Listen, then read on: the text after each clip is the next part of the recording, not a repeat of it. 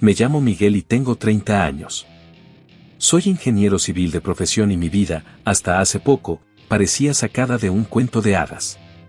Permítanme contarles cómo empezó todo y cómo, en cuestión de meses, mi mundo perfecto se desmoronó ante mis ojos. Hace 7 años, asistí a un congreso de ingeniería en la Ciudad de México. El auditorio estaba lleno de profesionales ansiosos por aprender sobre las últimas innovaciones en nuestro campo. Fue allí donde la vi por primera vez. Sofía, una joven abogada de 29 años, estaba sentada en la primera fila, tomando notas con una concentración admirable. Su cabello negro caía en cascadas sobre sus hombros y sus ojos, de un marrón profundo, brillaban con curiosidad. Durante el receso, me armé de valor y me acerqué a ella. «Disculpa», le dije, «no pude evitar notar que eres la única abogada en un mar de ingenieros. ¿Qué te trae por aquí?». Ella sonrió, y ese simple gesto iluminó toda la sala. «Estoy trabajando en un caso que involucra una disputa de construcción», respondió. Pensé que sería buena idea aprender más sobre el tema. Esa conversación fue el inicio de todo. Intercambiamos números y, en las semanas siguientes, nos vimos con frecuencia. Sofía era inteligente, divertida y compartía mi pasión por el trabajo duro. Nuestras citas se convirtieron en una relación seria y, 2 años después, le propuse matrimonio en el mismo auditorio donde nos conocimos. Nos casamos en una hermosa ceremonia rodeados de amigos y familiares. Los siguientes 5 años fueron de pura felicidad.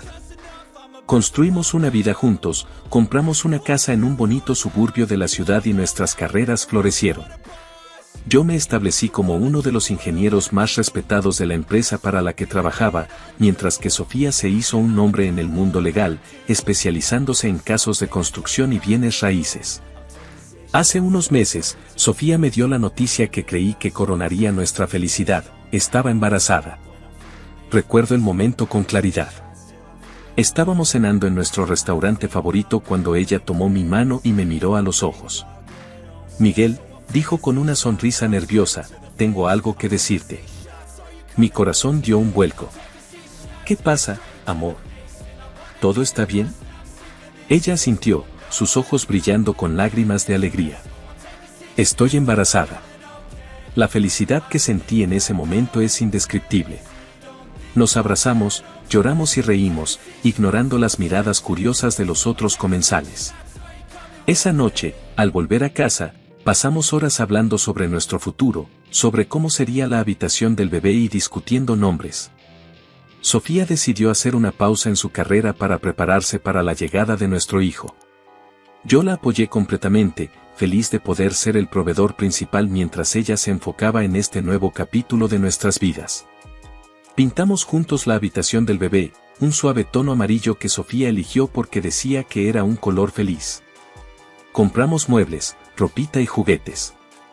Cada ecografía era una nueva aventura, y ver a nuestro bebé crecer mes a mes me llenaba de una emoción que nunca antes había experimentado. Nuestras familias estaban encantadas. Los padres de Sofía, don Ernesto y doña Luisa, nos visitaban con frecuencia, trayendo regalos para el bebé y ofreciendo consejos. Mi madre, viuda desde hace años, lloró de felicidad cuando le dimos la noticia y comenzó a tejer mantas y ropita para su futuro nieto. En el trabajo, mis colegas me felicitaban y bromeaban sobre las noches sin dormir que me esperaban. Yo solo sonreía, pensando que ningún desafío sería demasiado grande si tenía a Sofía a mi lado. Cada noche, antes de dormir, ponía mi mano sobre el vientre de Sofía, maravillado por los pequeños movimientos que podía sentir. Le hablaba al bebé, contándole sobre nuestro día y prometiéndole todo el amor del mundo. «Te amamos tanto», le susurraba. «No puedo esperar para conocerte». Sofía solía bromear diciendo que el bebé ya reconocía mi voz, porque se movía más cuando yo hablaba. Esos momentos, tumbados en nuestra cama, con la luz tenue de la lámpara de noche y el suave sonido de la música clásica que Sofía insistía en poner para el bebé, eran perfectos. Teníamos planes, sueños, un futuro brillante por delante. Habíamos hablado de tener más hijos en el futuro, de comprar una casa más grande con un jardín donde nuestros hijos pudieran jugar. Imaginábamos veranos en la playa, navidades rodeados de familia, cumpleaños llenos de risas y amor. Pero como dice el dicho, el hombre propone y Dios dispone. No tenía idea de que mi vida perfecta estaba a punto de desmoronarse. No sabía que las sonrisas de Sofía ocultaban secretos oscuros, que nuestro amor, que yo creía inquebrantable, estaba construido sobre arena movediza. Si alguien me hubiera dicho entonces lo que estaba por venir, me habría reído en su cara. ¿Problemas?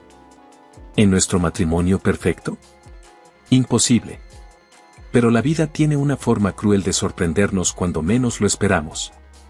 Mientras escribo esto, sentado en la soledad de mi nueva casa, lejos de la vida que una vez conocí, no puedo evitar preguntarme, ¿cómo no lo vi venir? ¿Cómo pude ser tan ciego? Pero supongo que el amor nos ciega, nos hace creer en cuentos de hadas y finales felices.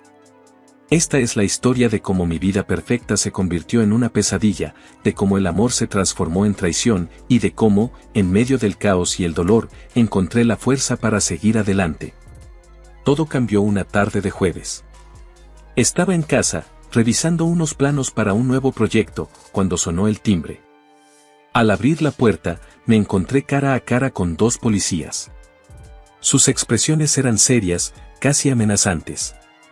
¿Es usted Miguel Rodríguez?, preguntó el más alto de los dos, un hombre de unos 40 años con una cicatriz en la mejilla izquierda. Sí, soy yo, respondí, sintiendo como mi corazón comenzaba a acelerarse. ¿Qué sucede? El otro policía, más bajo y fornido, dio un paso adelante. Tenemos algunas preguntas para usted, señor Rodríguez. ¿Podemos pasar? Confundido y un poco asustado, los dejé entrar. Sofía, que estaba en la cocina, salió al oír las voces desconocidas. Su rostro palideció al ver a los oficiales.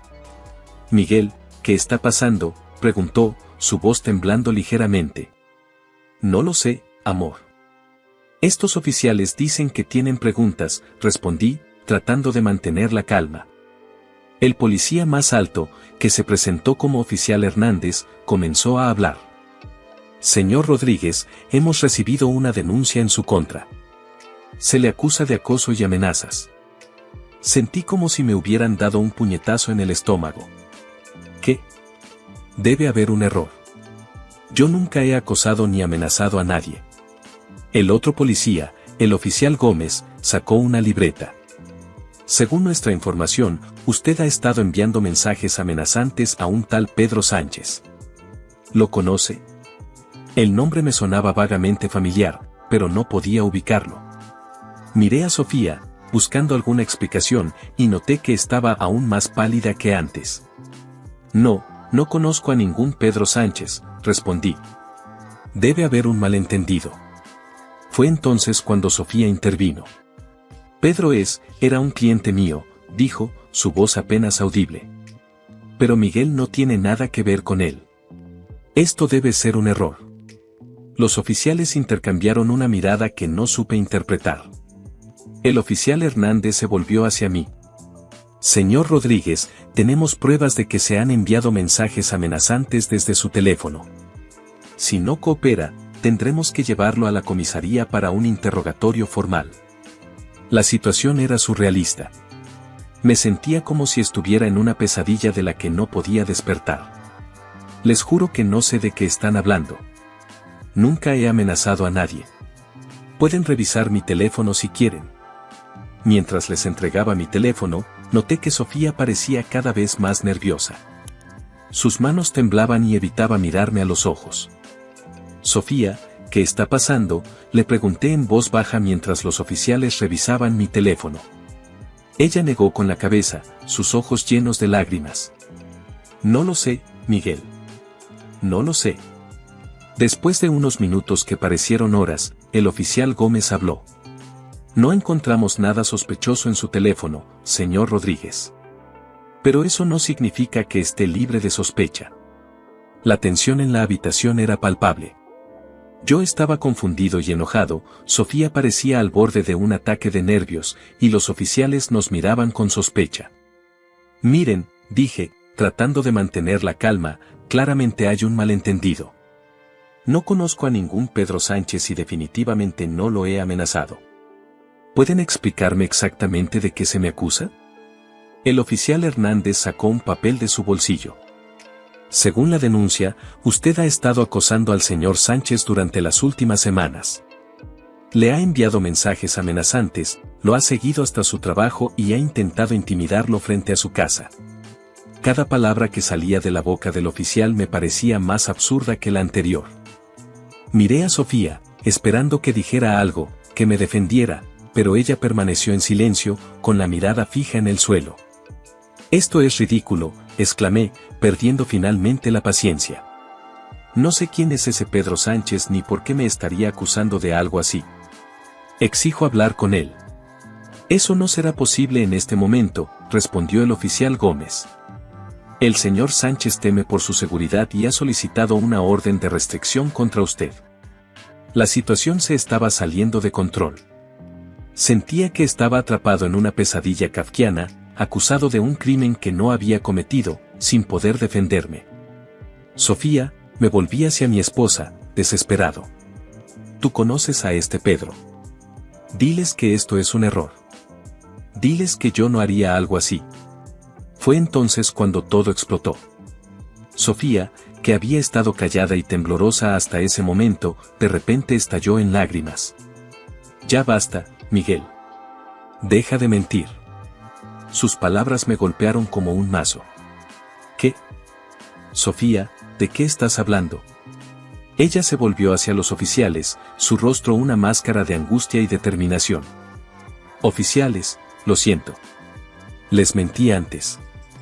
Miguel, él ha estado obsesionado con Pedro desde hace semanas. Yo tenía miedo de decir algo. No podía creer lo que estaba escuchando. Mi propia esposa, la mujer que amaba, la madre de mi futuro hijo, me estaba traicionando de la manera más cruel posible».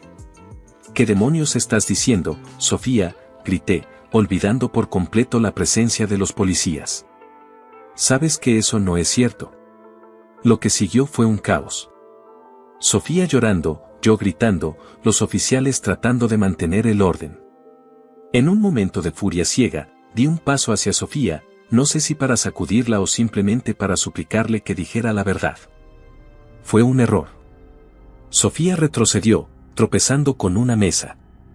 El florero que estaba sobre ella cayó al suelo, rompiéndose en 1000 pedazos. El ruido pareció sacar a Sofía de su estado de histeria. Con una voz que no reconocí, gritó: «Fuera de mi casa. No quiero verte nunca más». Los oficiales interpretaron mi movimiento como una amenaza. En cuestión de segundos, me encontré contra la pared, con las manos esposadas a la espalda. «Señor Rodríguez, queda detenido por amenazas y violencia doméstica», declaró el oficial Hernández. «Esto es una locura», grité mientras me arrastraban hacia la puerta. «Sofía, por favor, diles la verdad». Pero Sofía solo lloraba, abrazándose a sí misma, sin mirarme. Justo antes de que me sacaran de la casa, vi que sacaba su teléfono y marcaba un número. «Pedro», la oí decir entre sollozos, «necesito tu ayuda». Esas fueron las últimas palabras que escuché antes de que me metieran en el coche patrulla. Mientras me llevaban, mi mente era un torbellino de confusión y dolor. ¿Quién era este Pedro? ¿Por qué Sofía me había traicionado de esta manera? ¿Qué iba a pasar ahora? No lo sabía entonces, pero ese día marcó el comienzo del fin de mi vida tal como la conocía. La pesadilla apenas comenzaba. Los días que siguieron a mi arresto fueron un torbellino de confusión y dolor. Después de pasar una noche en la comisaría, fui liberado bajo fianza, pero mi mundo ya no era el mismo. Regresé a una casa vacía, con la ausencia de Sofía gritando en cada rincón. Al principio, intenté comunicarme con ella. Le envié mensajes, la llamé incontables veces, pero solo recibía silencio como respuesta. Fue entonces cuando empecé a notar los cambios, pequeños detalles que antes había pasado por alto. Todo comenzó hace unos meses, cuando Sofía empezó a trabajar en un caso importante. Es un caso de fraude inmobiliario, me había explicado una noche mientras cenábamos. El cliente es un ex policía llamado Pedro Sánchez. Ha sido muy complicado, pero creo que podemos ganar. En ese momento, no le di mayor importancia. Sofía siempre había sido apasionada por su trabajo, y yo estaba feliz de verla emocionada por un nuevo desafío. Pero ahora, mirando hacia atrás, puedo ver cómo las cosas empezaron a cambiar sutilmente desde entonces. Sofía comenzó a llegar tarde a casa. Al principio, eran solo unos minutos, luego una hora, y finalmente, hubo noches en las que no llegó hasta la madrugada. Cuando le preguntaba, siempre tenía una excusa lista. Lo siento, amor, me decía con una sonrisa cansada. El caso es más complicado de lo que pensábamos. Tuvimos que revisar miles de documentos. Yo le creía. ¿Por qué no habría de hacerlo? Confiaba en ella completamente. Pero las excusas se volvieron más frecuentes y más elaboradas con el tiempo. Un día, llegué temprano a casa y encontré a Sofía hablando por teléfono en nuestro dormitorio. Estaba de espaldas a la puerta y no me vio entrar. Su voz era baja, casi un susurro. No puedo hablar ahora, Pedro, la oí decir. Te llamaré más tarde. Cuando se dio la vuelta y me vio, casi dejó caer el teléfono. Miguel, exclamó, su voz una octava más alta de lo normal. No te oí llegar. ¿Era Pedro?, pregunté, tratando de mantener un tono casual. ¿Todo bien con el caso? Sofía asintió rápidamente. Sí, sí. Solo algunas complicaciones de último minuto. Nada de qué preocuparse. Pero había algo en su mirada, una sombra de culpa quizás, que me dejó intranquilo. Esa noche, mientras cenábamos, intenté indagar más sobre el caso y sobre Pedro. Debe ser un cliente muy exigente, comenté. Pasas mucho tiempo trabajando en su caso. Sofía se tensó visiblemente. Es complicado, respondió, evitando mi mirada. Pedro ha pasado por mucho y quiere asegurarse de que todo salga bien. Pedro, repetí, notando cómo usaba su nombre de pila con tanta familiaridad. Parece que se han hecho buenos amigos. Sofía dejó caer su tenedor, el ruido resonando en el repentino silencio de la cocina. Es solo un cliente, Miguel, dijo, su voz teñida de irritación. No empieces con tus celos infundados. Esa fue nuestra primera discusión seria sobre el tema, pero no sería la última. A medida que pasaban las semanas, el nombre de Pedro aparecía cada vez más en nuestras conversaciones y cada vez que lo mencionaba, Sofía se ponía a la defensiva. Una noche, después de otra llegada tardía de Sofía, no pude contenerme más. ¿Estás teniendo una aventura con él?, le pregunté directamente. La bofetada que recibí como respuesta aún resuena en mi memoria. ¿Cómo te atreves?, gritó Sofía, sus ojos llenos de furia. Estoy embarazada de tu hijo. ¿Cómo puedes siquiera pensar algo así? Me sentí horrible. Le pedí disculpas, le juré que confiaba en ella, que solo estaba cansado y preocupado. Esa noche, mientras la abrazaba en la cama, me prometí a mí mismo que nunca más dudaría de ella. Pero las dudas seguían ahí, creciendo en silencio. Sofía empezó a ser más cuidadosa con su teléfono, siempre lo llevaba consigo y a menudo la veía escribiendo mensajes con una sonrisa que no me dirigía a mí. Hubo otras señales que, en retrospectiva, debería haber notado. Cambios en su forma de vestir, nuevos perfumes, salidas repentinas sin explicación. Pero yo estaba tan enfocado en ser el esposo perfecto, en prepararme para ser padre, que me negué a ver lo que estaba frente a mis ojos. Una tarde, llegué a casa y encontré a Sofía llorando en el sofá. Cuando le pregunté qué pasaba, me dijo que había tenido una discusión con Pedro sobre el caso. Es tan terco, sollozó. No entiende que estoy haciendo todo lo posible. La abracé, tratando de consolarla, pero una parte de mí no pudo evitar preguntarse por qué estaba tan afectada por una simple discusión con un cliente. Las mentiras se volvieron más frecuentes y más evidentes. Sofía decía que iba a reuniones que luego descubría que nunca existieron. Mencionaba cenas de trabajo a las que supuestamente asistían otros abogados, pero cuando casualmente preguntaba a sus colegas, nadie sabía nada al respecto. Una noche, Sofía llegó a casa oliendo a alcohol y con el maquillaje corrido. Cuando le pregunté dónde había estado, me miró con ojos vidriosos y murmuró, celebrando con Pedro. Ganamos el caso. Celebrando, repetí, incrédulo. Sofía, estás embarazada. No deberías estar bebiendo. Ella se echó a reír, un sonido amargo que me heló la sangre. Oh, Miguel, dijo con una voz que no reconocí, hay tantas cosas que no deberían pasar. Esa noche, mientras Sofía dormía, revisé su teléfono. Sé que estuvo mal, que debería haber confiado en ella, pero ya no podía soportar la incertidumbre. Lo que encontré confirmó mis peores temores. Mensajes, fotos, planes de encuentros secretos. Todo estaba ahí, la evidencia de una traición que había estado ocurriendo bajo mis propias narices durante meses. No dormí esa noche. Me quedé despierto, mirando al techo, preguntándome cómo había llegado a este punto. ¿Cómo podía la mujer que dormía a mi lado, la madre de mi futuro hijo, haberme traicionado de esta manera? A la mañana siguiente, cuando Sofía se despertó, actué como si nada hubiera pasado. Le preparé el desayuno, le di un beso en la frente y me fui a trabajar. Pero por dentro, estaba muriendo. Cada sonrisa era una máscara, cada gesto de afecto una mentira. Pasé los días siguientes en un estado de negación, tratando de convencerme de que había una explicación, que todo era un malentendido. Pero cada vez que veía a Sofía sonreír al recibir un mensaje, cada vez que la oía susurrar por teléfono cuando creía que no la escuchaba, la realidad me golpeaba con más fuerza. Nuestro matrimonio, que una vez creí perfecto, se estaba desmoronando ante mis ojos. Y yo, cegado por el amor y la confianza, había sido demasiado lento para verlo venir. La verdad puede ser un arma de doble filo. Por un lado, te libera de la incertidumbre, por otro, puede destrozar tu mundo. Yo ya conocía la verdad, pero necesitaba pruebas concretas, no solo para confrontar a Sofía, sino también para protegerme legalmente. Así que decidí tomar el asunto en mis propias manos. Una mañana, después de que Sofía se fuera a trabajar, me dirigí a una tienda de electrónica. Con el corazón pesado y las manos temblorosas, compré varias cámaras ocultas y un dispositivo GPS. Nunca pensé que llegaría a este punto, espiando a mi propia esposa, pero sentía que no tenía otra opción.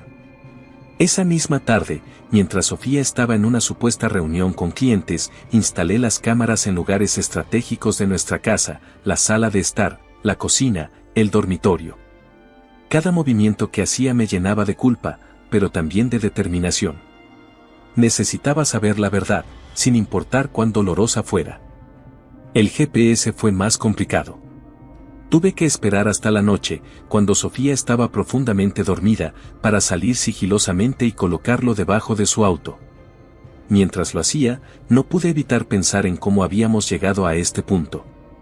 ¿En qué momento nuestro amor se había convertido en esto? Los días siguientes fueron una tortura. Cada vez que Sofía salía de casa, yo me quedaba pegado a la pantalla de mi computadora, siguiendo el punto parpadeante que representaba su auto. La vi ir a lugares que nunca había mencionado, quedarse horas en direcciones desconocidas.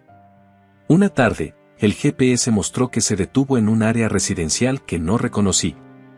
Decidí seguirla. Me subí a mi auto y conduje hasta la ubicación, estacionándome a una distancia prudente. Vi el auto de Sofía aparcado frente a un edificio de apartamentos. Con el corazón latiendo furiosamente, esperé. 1 hora pasó, luego 2. Finalmente, vi a Sofía salir del edificio. No estaba sola. Un hombre la acompañaba. Alto, de cabello oscuro, vestido con un traje elegante. Incluso desde la distancia, pude ver cómo se miraban, la intimidad en sus gestos. Él la besó antes de que ella subiera a su auto. Sentí como si me hubieran dado un puñetazo en el estómago. Una cosa era sospechar, otra muy distinta era verlo con mis propios ojos.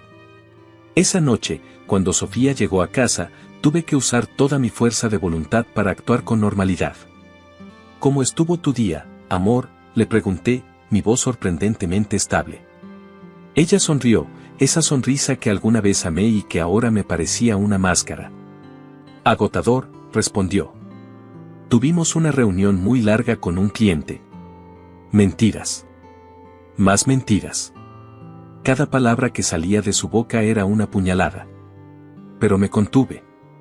Aún no era el momento. Los días siguientes fueron un infierno. Veía las grabaciones de las cámaras, observando cómo Sofía hablaba por teléfono en susurros, cómo sonreía al leer mensajes. La seguí varias veces más, siempre al mismo edificio de apartamentos. Cada nueva prueba era como sal en la herida. Una noche, mientras revisaba las grabaciones, escuché algo que me heló la sangre. Sofía estaba hablando por teléfono en la cocina, creyendo que estaba sola. No puedo seguir así, Pedro, decía, su voz llena de angustia. Miguel sospecha algo. Tenemos que hacer algo. Hubo una pausa mientras escuchaba la respuesta. Lo sé, continuó. Pero no puedo simplemente irme. ¿Está el bebé? No, no estoy segura. Necesito hacer una prueba de paternidad. Sentí como si el mundo se derrumbara a mi alrededor. No solo me estaba engañando, sino que el bebé, ese hijo que había estado esperando con tanta ilusión, podría no ser mío. Esa fue la gota que colmó el vaso. Decidí que era hora de confrontarla, de exponer todas las mentiras y traiciones. Pero necesitaba hacerlo de manera inteligente. No podía permitir que Sofía y Pedro voltearan la situación en mi contra, como ya lo habían hecho una vez con la policía. Pasé los siguientes días recopilando y organizando todas las pruebas. Grabaciones de video, registros del GPS, capturas de pantalla de los mensajes que había visto en su teléfono.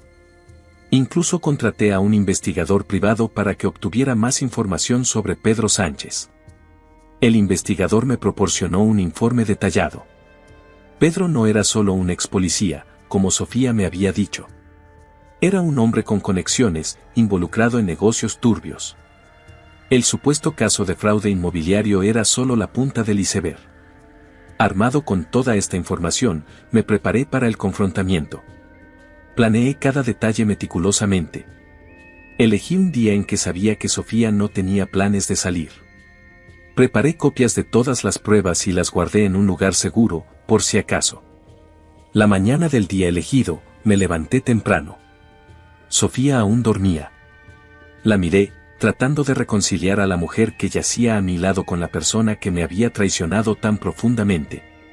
¿Cómo habíamos llegado a esto? Bajé a la cocina y preparé café.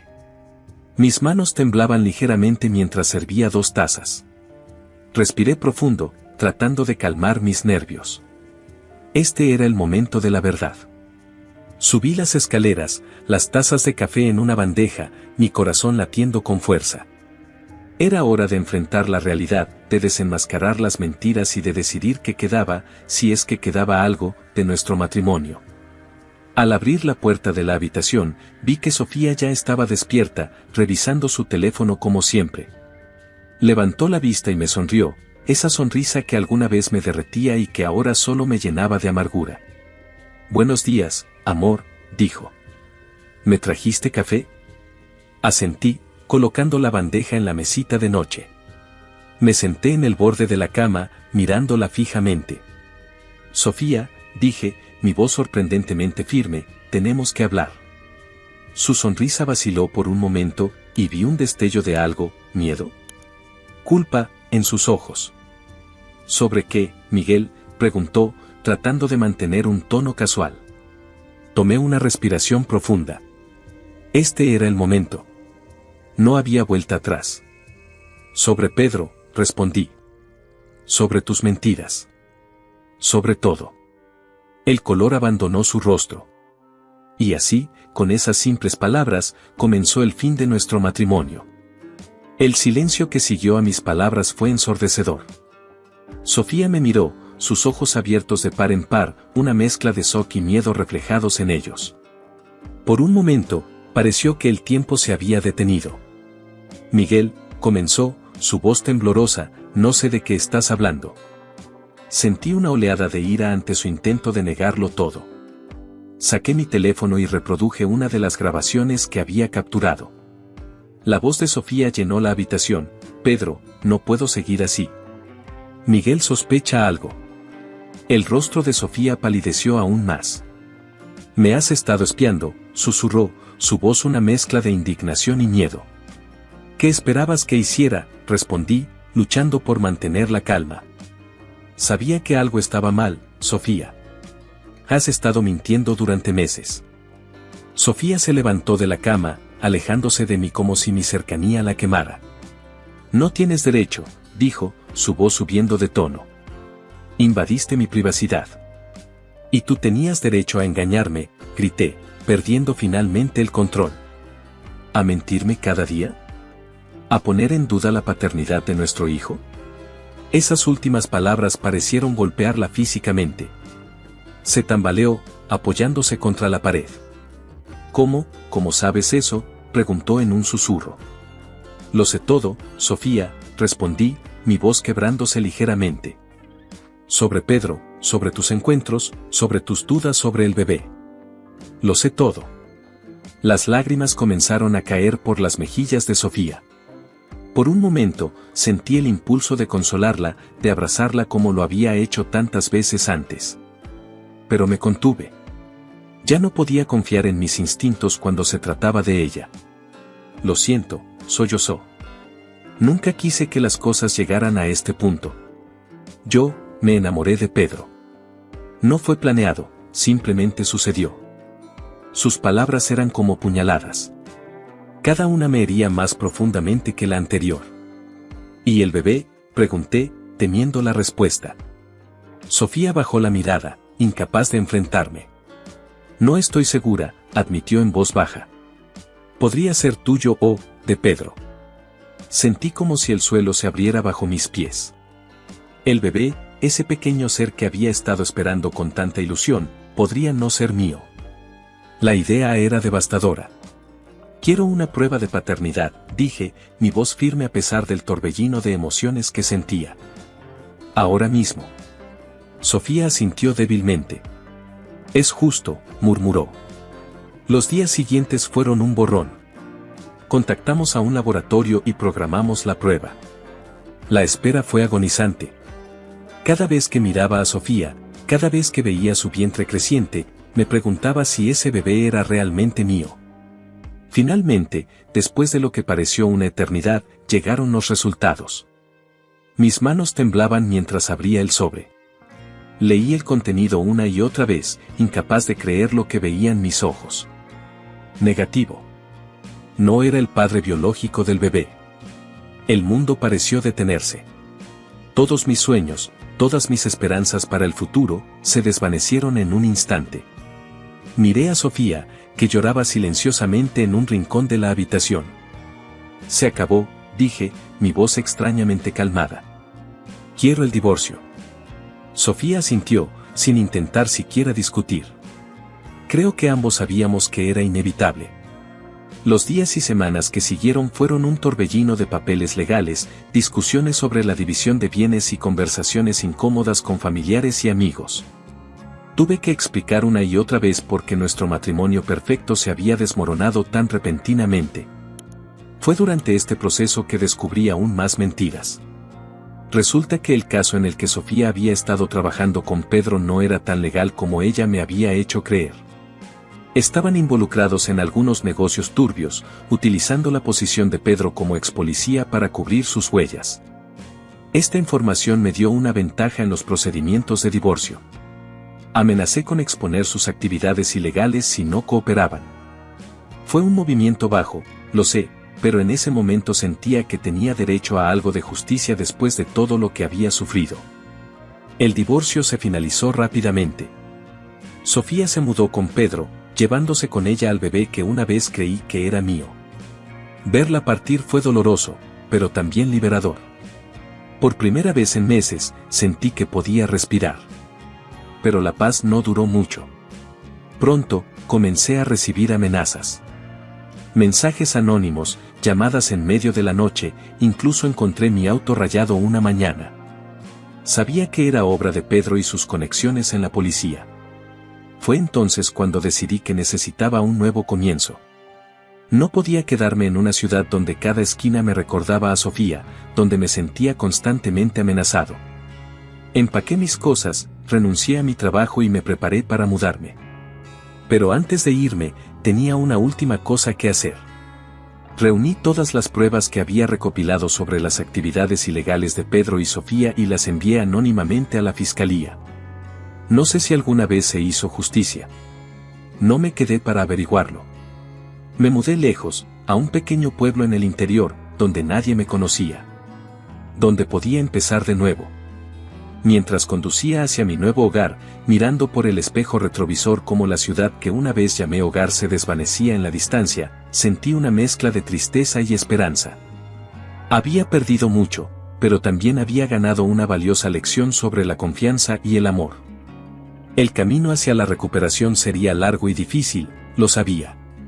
Pero por primera vez en mucho tiempo, sentí que tenía el control de mi vida nuevamente. Y eso, por sí solo, era un nuevo comienzo. El camino hacia mi nueva vida no fue fácil. Después de alejarme de la ciudad y de todo lo que alguna vez conocí, me encontré en un pequeño pueblo del interior, rodeado de montañas y bosques. Era un lugar tranquilo, muy diferente al bullicio de la ciudad al que estaba acostumbrado. Aquí, nadie me conocía, nadie sabía mi historia. Era la oportunidad perfecta para un nuevo comienzo. Los primeros días fueron los más difíciles. Me instalé en una pequeña casa que había alquilado en las afueras del pueblo. Estaba rodeada de árboles y tenía una vista impresionante de las montañas.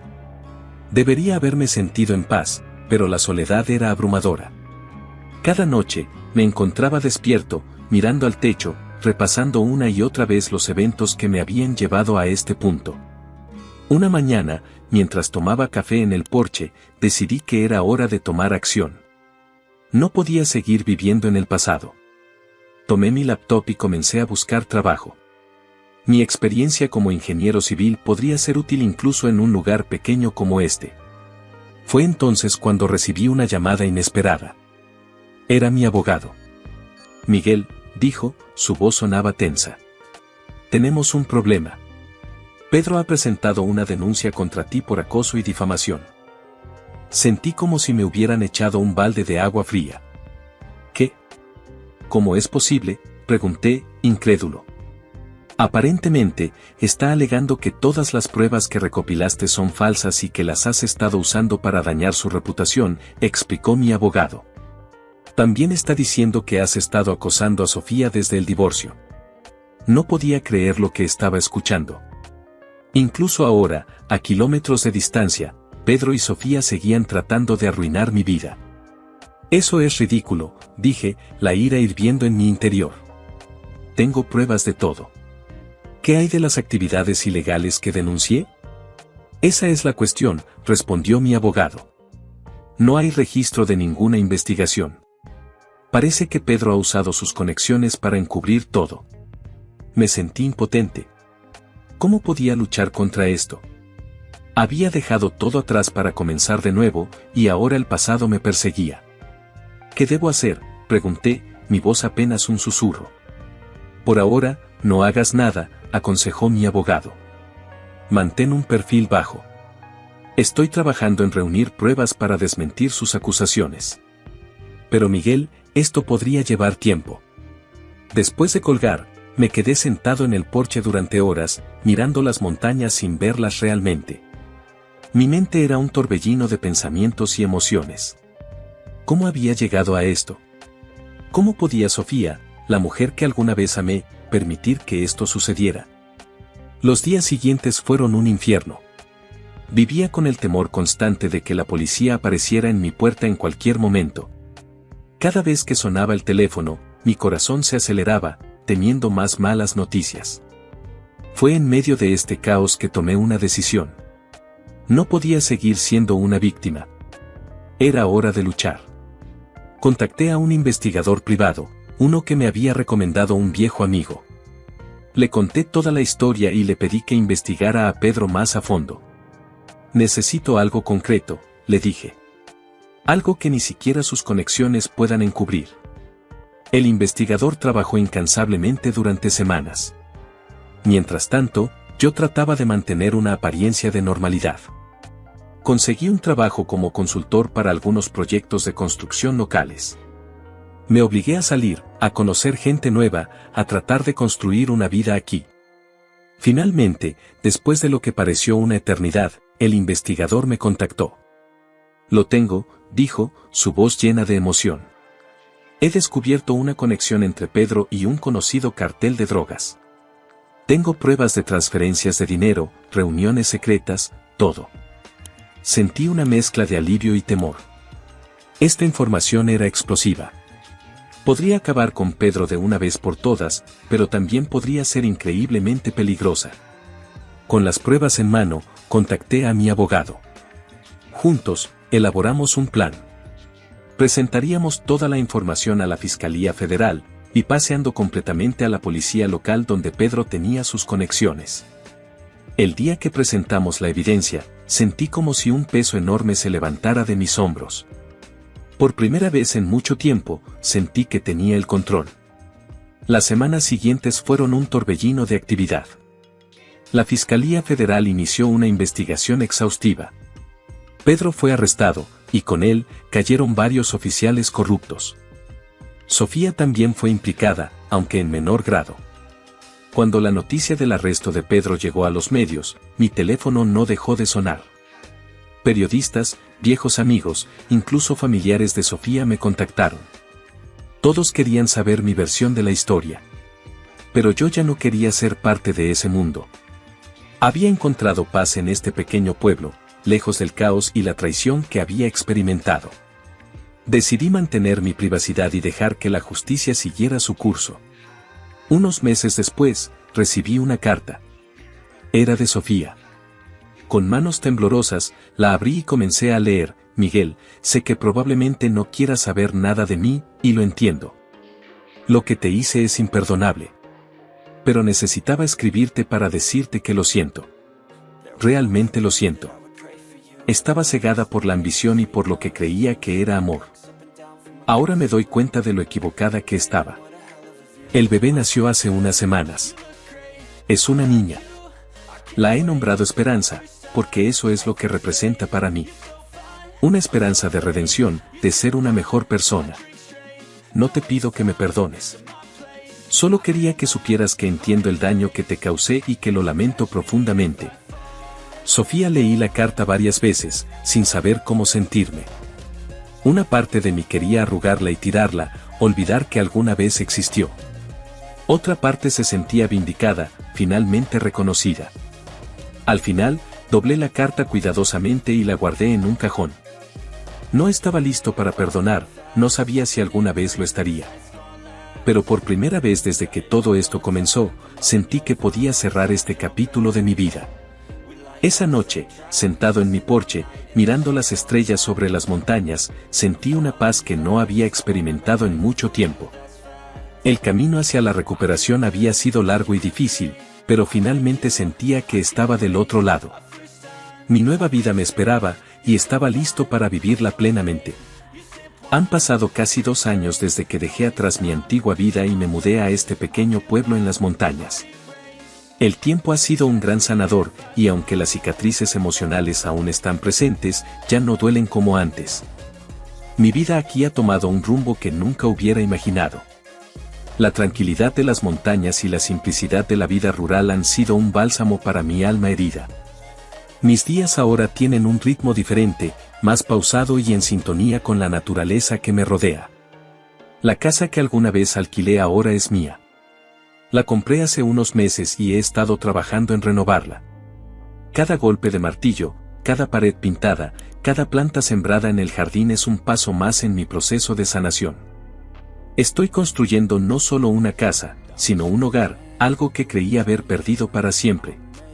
Mi trabajo como ingeniero civil ha evolucionado de una manera inesperada. Lo que comenzó como consultoría para proyectos locales se ha convertido en algo más grande. He estado trabajando en un proyecto para desarrollar métodos de construcción más sostenibles y respetuosos con el medio ambiente, utilizando materiales locales y técnicas tradicionales combinadas con tecnología moderna. Es un trabajo que me apasiona y que me da un propósito. Las personas del pueblo, que al principio me veían como un forastero, ahora me han acogido como uno de los suyos. Doña Carmen, mi vecina de 80 años, me trae tamales cada domingo y me cuenta historias sobre cómo era el pueblo en su juventud. Don Julio, el dueño de la ferretería local, siempre tiene un consejo útil para mis proyectos de renovación y una cerveza fría para compartir al final del día. Pero el cambio más significativo en mi vida ha sido Elena. La conocí hace un año en la biblioteca local. Estaba buscando un libro sobre arquitectura sustentable y ella era la bibliotecaria. Nuestro primer encuentro fue como una escena de una película. Yo tropecé con una pila de libros, ella se rió de mi torpeza y de alguna manera terminamos hablando durante horas sobre libros, arquitectura y la vida en general. Elena es diferente a cualquier mujer que haya conocido antes. Es inteligente, compasiva y tiene un sentido del humor que me hace reír incluso en mis peores días. Pero lo que más me atrae de ella es su autenticidad. No hay pretensiones, no hay máscaras. Es simplemente ella misma, y eso es refrescante después de todo lo que he vivido. Nuestra relación ha progresado lentamente. Ambos tenemos heridas del pasado y hemos sido cautelosos. Pero cada día, cada conversación, cada momento compartido nos acerca más. Elena conoce mi historia, sabe por lo que he pasado, y me acepta tal como soy, con todas mis cicatrices y miedos. Hace unas semanas, mientras caminábamos por un sendero en las montañas, Elena me tomó de la mano y me dijo, Miguel, sé que has pasado por mucho, y entiendo si tienes miedo de volver a confiar. Pero quiero que sepas que estoy aquí, que no voy a ninguna parte. Podemos ir tan despacio como necesites. Sus palabras me conmovieron profundamente.